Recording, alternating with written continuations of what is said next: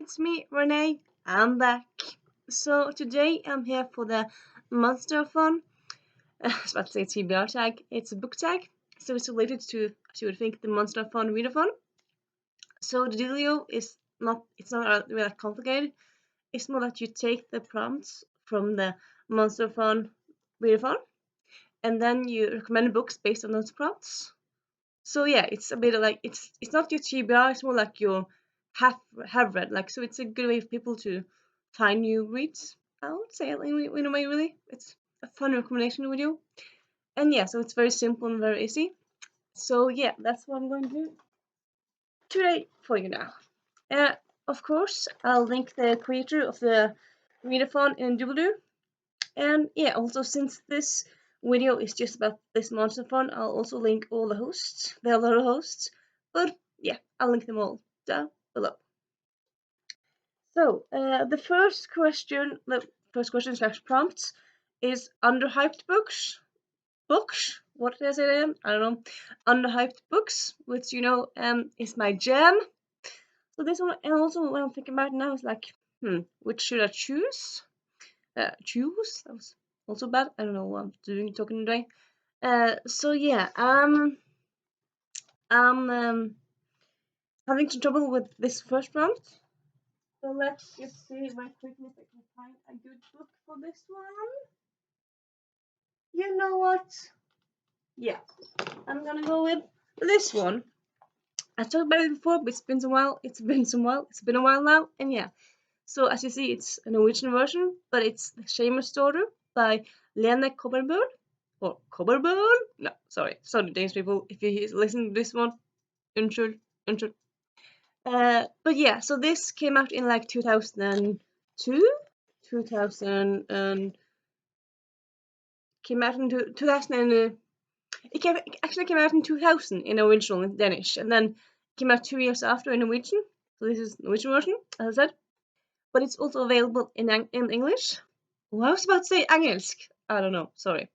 But yeah, in English, it's a series of 4 books. It's middle grade-ish. I mean, I would say it starts as middle grade, but it's one of those series where for each book it takes place like in the future, so you kind of grow with the protagonist. But yeah, in the beginning, in this book, she starts as like a 10-year-old, 11-year-old, I think. So she starts like, I mean, she's still playing and stuff. But yeah, but it's still very, very enjoyable to like start reading it as an adult. And yeah, and the concept of this one is that it's, well, I suppose in some ways standard. It's based on a on a Middle Ages Europe setting, but it's high fantasy. But very cool twist is that the magic that I'll say Dina, the protagonist Dina and her mom, they both can look into your eyes, and when they do that, they see all that you're ashamed of. So they see all your secrets and all that stuff. So of course, no one wants to look at them, and their words again, they're ostracized and stuff. But yeah, it's a very good book and a very good series.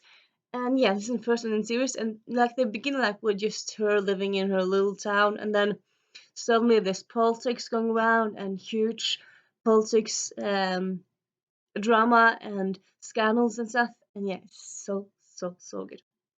So yeah, this is the first book, and there's 4 books. Sorry, 4 books, 4 books in the series. Definitely check it out.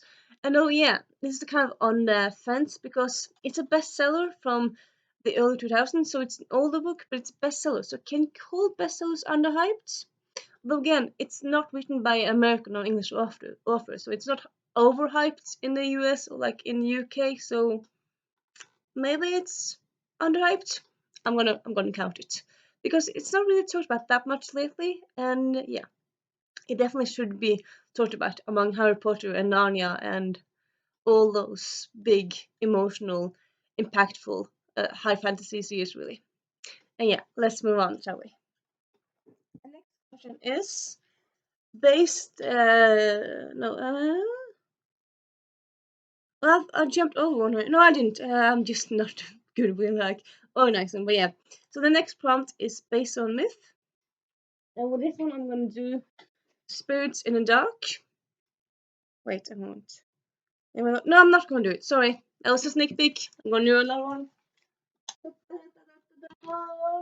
gonna do Arusha and the Song of Death. It's the second book in that series. And yeah, this is a middle grade series that's based on Indian myths, so it's very cool to like learn about that stuff and have like Indian influences and stuff. So it's very fun for me, for a Westerner, to learn about this stuff.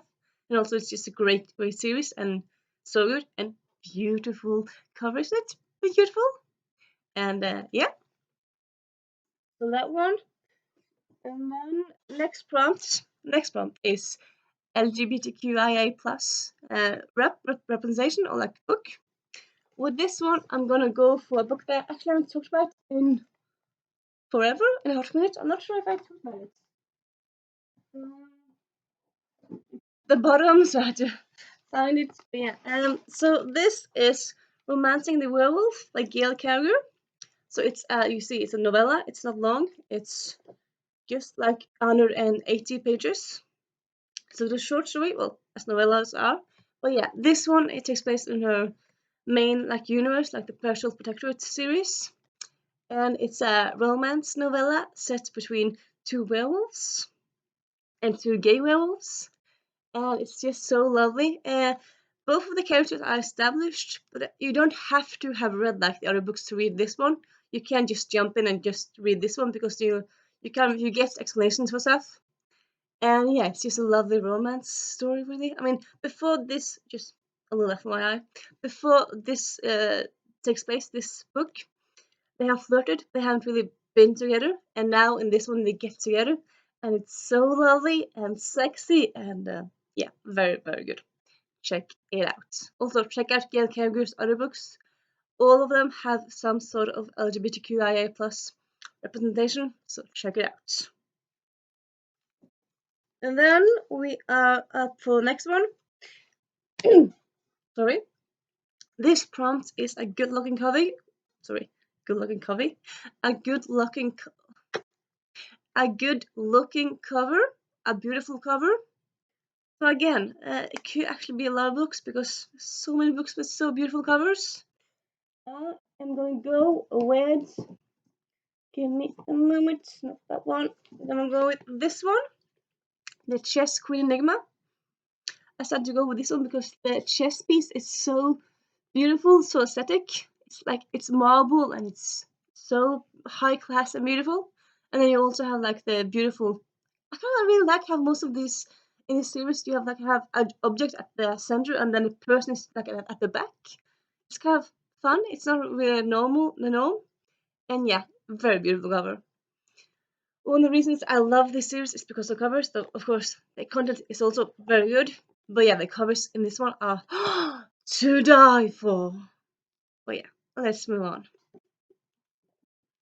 Next question is a black or indigenous author you've been sleeping on or not read.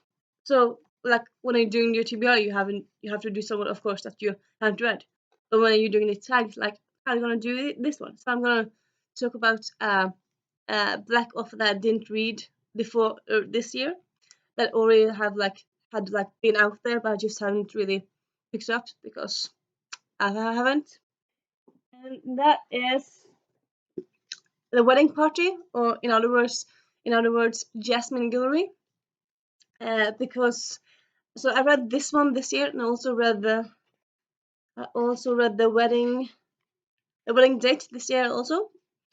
I had heard about Jasmine Guillory before, but I haven't really read her, because why not? I'm not really sure. I think it's slightly because it's romance, and I haven't really read that much romance before, like unless it's in other books. Like it's not solely a romance book. But this year I just started looking at a lot of booktubers who talked a lot about romance, and I thought, you know what? Why am I not reading romance? Well, let's start doing that, Renee. And so I did. And yeah, this was one of those books and one of those authors. And yeah, I very much enjoy Jasmine Guillory. I've heard some people who didn't like her, but I suppose you can't. I mean, this really authors for everyone, really. But yeah, I am enjoying her, and I will definitely want to try to collect more of her books. So yeah, Jasmine Guillory. And then the next question is let a friend choose a book. So with this one, I'm gonna go with a book that a friend recommended to me. Though again, I'm gonna twist a bit. I'm gonna like interpret it vaguely in a way because I'm gonna go with it's Girl of Fire and Thorns, which is a book that Reagan from Prue's Project loves. I've been watching her channel for a lot of years. Haven't watched her lately, but yeah, I watched her for a lot of years, and she loves this book. Actually, also Sam from Folsom Tomes loves this book as well. And so since I'm following their book channels, I'm their friend. That's stretching it, I know, but yeah. So yeah, just simply gonna go with this one. I suppose I could have gone with it's Fire because a real life friend of mine from high school loves this series and recommended it to me. This was yeah, okay, this one if you want to be strict, and this one if you want to be like more vague about it, like loose interpretation. They're both great books, obviously. Then the next question is a mystery book. This one actually wasn't that hard. I actually have read some mysteries these last few years and lately also. I decided to go with The Girl is Murdered by Catherine Miller Haynes. It's the first one in duology. I also actually I would also say like this is also underrated because I haven't really seen everyone talk about this one at all. Where did I found it? I think maybe I discovered it like just browsing on Amazon something some years ago. But yeah, so this book it's as you might think it's historical. It's set in during Second World War in the States. It has a private eye dad and the daughter, the protagonist, is trying to help him. So you kind of have that Veronica Mars vibes, and you also like she has to change schools. So this is the first book, and she has to change school. So it's like being a fish out of water and stuff. And yes, it's very good. Gives me very much Veronica Mars vibes. Very good book. Definitely a book you should check out. And yeah, it's just a duology, just two books, so it's easy to get through really. And yeah, very good. Yeah, there's not like well, I suppose there's one mystery like it's a mystery of what happened to a bomb. There's also like some mysteries of like some small mysteries. So it's not like one mystery, like it's small mysteries that's going out throughout really. So you know that. And then next question is a comfort read. Which which one did I choose for this one? I think I forgot to choose this one. Well then I'm just gonna choose one. I'm gonna go with you know what? It's been a while. I'm gonna go with Invisibility by Andrew Kramer and David Leviathan. So I talked about this. Well, I talked about this every few years in a way. Like I feel like I talked about it more this year than last year. But yeah. So yeah, I talked also about in the readers who say like this book has the scary as villain, and it has scary as antagonist. Well, like the conflict is very scary. So you might think like, why is this a comfort read? Well, this book, one of the reasons I love it so much is because it has so many. It goes from one polar opposite to the other. Like one chapter, it's so comfortable and so cheerful and so nice, and then a few pages after that, it's just and then just twist and boom and gloom and like it's Andrea Kramer and the writer, they take your heart and then they hug it. And then they squish it because you're so scared. And then they hug it. And then they squish it. Like they take your heart and your brain on so many emotional journeys. It's just like, whoa. So yeah, I would definitely recommend this as a read. Read it. Read it. Read it. It's standalone also. It's not long. So read it. Why are you not reading it? Yep. The next the next prompt is aliens or mutants. Actually, I don't really read that many science fiction books or like books with aliens at all. But I did find one. Did I did I find one? Did I find one? Give me a moment. Oh yeah, I remember. I didn't put it here, but I have it here. So it's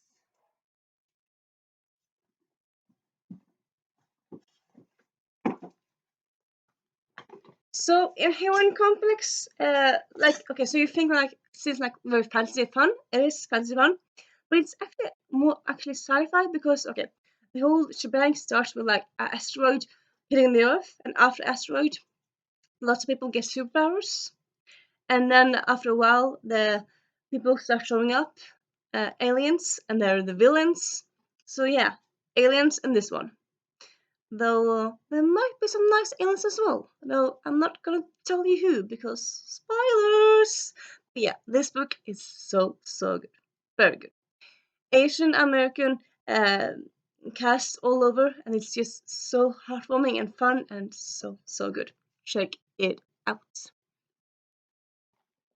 Then we have a book that was published 5 or more years ago. Here I'm gonna go with. I'm gonna go with that one. No, I'm not gonna go with that one. Yeah, I'm gonna go with that one. Like, yeah, I should go with that one, that one. But yeah, it's East by Edith Patel. It actually came out like 2007, 2000, and originally 2003. So yeah, quite some time ago now. It's a retelling of East of the Sun, West of the Moon, which is the version of Beauty and the Beast. It's a version that's common here in Norway. I suppose it might be common also in Sweden, I don't know, but at least it's like a Norwegian, it's very common here in Norway to like hear it when you're a kid and stuff. We have a famous movie based on it and all that stuff. But yeah, so it's really, and this one, it's as you would think fantasy because it's a retelling of fairy tale, but it's also like some small historical aspects to it, which I really like. And yeah, it's I would say I think it's kind of like an older classic. I think like if you ask people who read books like in 2003, 2004, a lot of people will say like, "Oh yeah, East," and yeah, so it's kind of like an cult classic in a way, I think. And yeah, I read it myself just recently, a few years ago. And actually, a few years ago, last year, they actually came out as spin-off, West. I really want to get to that one. And yeah, this is a very good book. And yeah, check it out. Check it out. And then we have a retelling.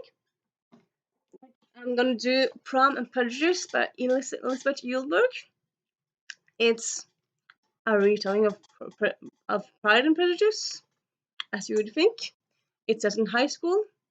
It's set around prom, and yeah, it's just very good. It's not long, but it's just delightful and so fun. It's just actually just like under 200 pages, so it's a very quick read. And yeah, I'd say check it out. Check it out. Definitely works. And yeah, it's a Pride and Prejudice retelling set in modern day. I mean, I would say I've read quite a few Pride and Prejudice retellings lately, at least last few years. I feel like a lot of them don't really work. Like if you set them, like if you use all the elements in modern day, but this one really works. It just really works. And yeah.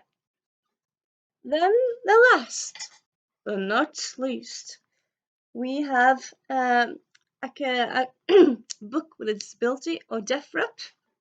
Well, this one I'm going with, it's a bit of a cop out, a bit of a cheat. It's kind of boring, but I was just looking at myself like thought like, I don't really have that many with deaf or disability rep. Like well, I don't really have that many that I own.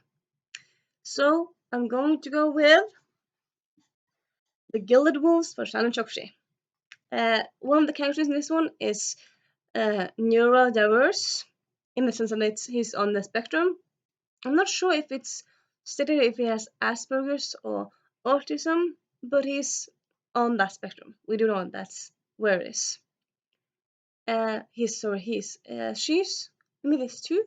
My god, I just read this a few months ago. I should remember the characters in this one. But I do know that one of the characters has uh, autism elements. And yeah, I'm just gonna leave it at that. And yeah, so that was my Monsterathon book tag. Hope you enjoyed it. And I'll see you later. Bye bye.